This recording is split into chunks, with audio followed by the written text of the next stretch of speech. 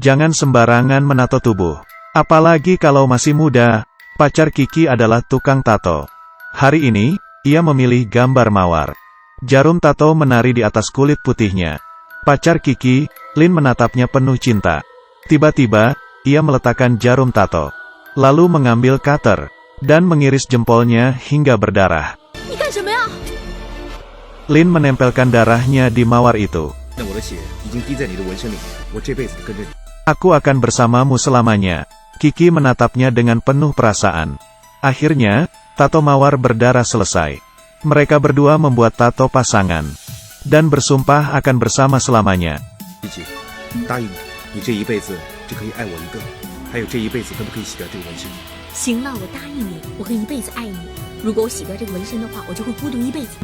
Dua sejoli di mabuk cinta ini bersumpah.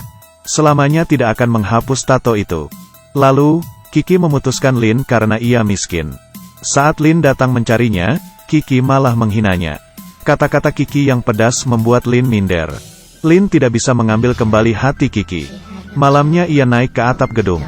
Dan menelepon Kiki terakhir kalinya.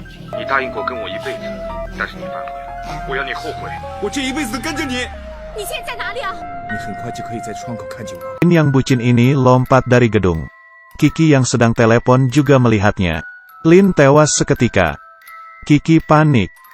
2 tahun kemudian, Kiki sudah melupakan Lin. Dan punya pacar baru. Pria itu kaya dan tampan. Semuanya terlihat baik dan indah. Tapi, sebuah masalah datang. Pria ini mengenalkan Kiki ke orang tuanya.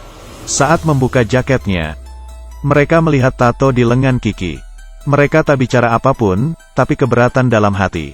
Selesai makan, pria ini menegur Kiki. Ia berharap Kiki menghapus tatonya. Mereka bertengkar. Pria ini mengira Kiki masih mencintai Lin. Kiki menyenggol bahunya dan pergi. Pria ini melihat lengan bajunya sobek. Malamnya, Kiki melihat tatonya. Ia ingin menghapusnya. Saat itu, pacarnya juga datang. Ia membawa seikat mawar dan membujuk Kiki. Melihatnya, Kiki luluh. Ia juga memutuskan untuk menghapus tatonya. Saat mereka berpelukan, tangan pria ini tergores hingga berdarah. Hari ini, Kiki datang ke toko tato.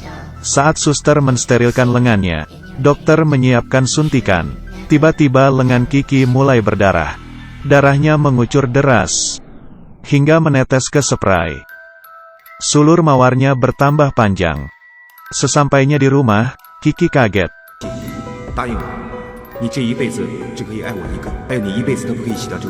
Kiki berteriak memohon supaya Lin memaafkannya. Ia frustrasi. Saat itu, bel berbunyi. Ia minta bantuan ke sahabatnya. Sekarang, tatonya bertambah banyak. Dan masih terus tumbuh. Paman sahabatnya adalah orang pintar. Mereka memutuskan untuk ke sana. Sesampainya di rumah paman sahabat Kiki, mereka berdua ingin minta bantuan. Tapi paman itu sudah tahu siapa Kiki. Kiki kesakitan dan jatuh ke lantai. Lengannya mengucurkan banyak darah. Di rumah, Kiki berendam untuk menenangkan diri. Ia menggosok tatonya hingga kulitnya lecet. Tapi, tatonya tidak terhapus. Kiki telah memeriksakan diri ke 10 dokter. Malamnya, ada yang mengikuti Kiki pulang ke rumah. Ternyata, itu pacarnya. Kiki cemas karena tatonya bertambah banyak. Saat memeluk Kiki, dada pria itu tergores. Ia menggulung lengan baju Kiki dan marah. Dan mengira Kiki menambah tatonya. Tapi, tangan pria itu tergores lagi. Lalu muncul sulur mawar yang mencekiknya. Ia jatuh dan tewas. Kenapa? Setelahnya, kisah Kiki menjadi terkenal. Tubuhnya kini dipenuhi tato sulur mawar. Dokter menggunakan teknologi tercanggih, tapi hasilnya nihil.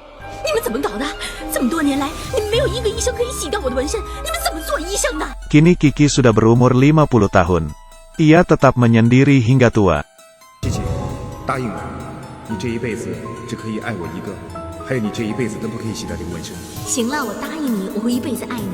如果我洗掉这个纹身的话，我就会孤独一辈子。